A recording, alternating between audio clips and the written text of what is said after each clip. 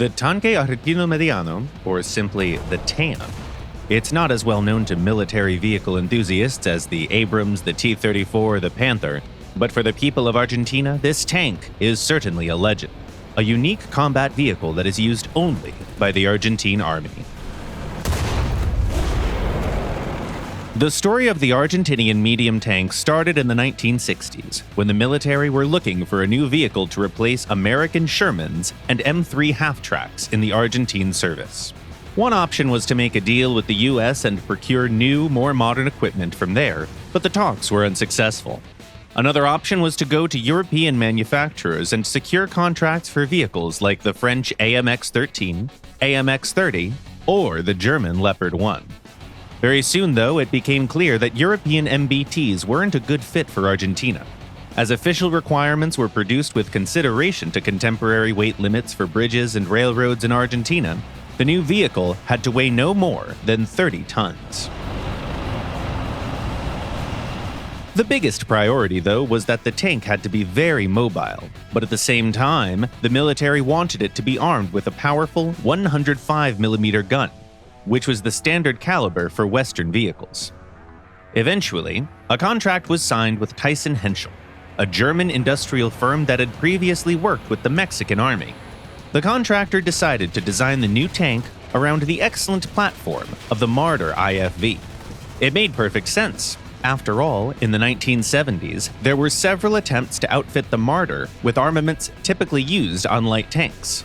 For instance, there was the DF-105 project that sought to mount the AMX-13 turret on the Marder chassis, and then there was a total conversion in the form of the Begleitpanzer 57. In this line of attempts, the new tank was undoubtedly the most successful. In full compliance with the original list of requirements, the modified Marder chassis was fitted with a new turret that mounted a variant of the 105mm L7 cannon without a muzzle brake. The tank also received optics with an 8x zoom and a fire control system with a laser rangefinder. To power the new vehicle, engineers chose MTU's 700 horsepower engine. The Marder chassis provided the new tank with excellent mobility in either direction. The TAM could go both ways at a speed of up to 75 kilometers per hour.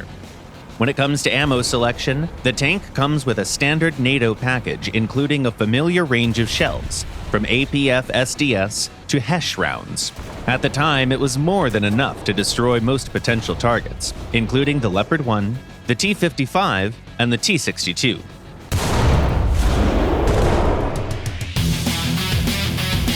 The TAM was exactly what the Argentine army wanted. German engineers developed a highly mobile, well-armed combat vehicle that was reliable, but still relatively cheap to manufacture. At the same time, the design wasn't exactly groundbreaking, and in some areas it was pretty clear that the team had to operate within a limited budget. For instance, in a crew of 4, it's only the driver who has access to a night vision device. Argentina accepted the TAM into service in 1983, but it has never seen actual combat. By that time, the Falklands War was already over, and fortunately, there was no other conflict on the horizon. In the 1990s, Thyssen-Henschel tried to sell the TAM to a number of other countries, but all of those plans fell through.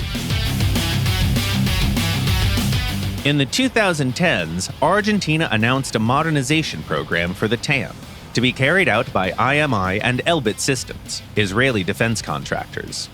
According to the TAM-2IP project, the tank was to be fitted with blocks of composite armor like on the last modifications of the Merkava, but the unit never made it to production. The TAM-2C variant, on the other hand, proved to be more successful. Apart from a new turret storage basket and other minor improvements, the tank also received better optics and thermal equipment, boosting its overall combat effectiveness and potential.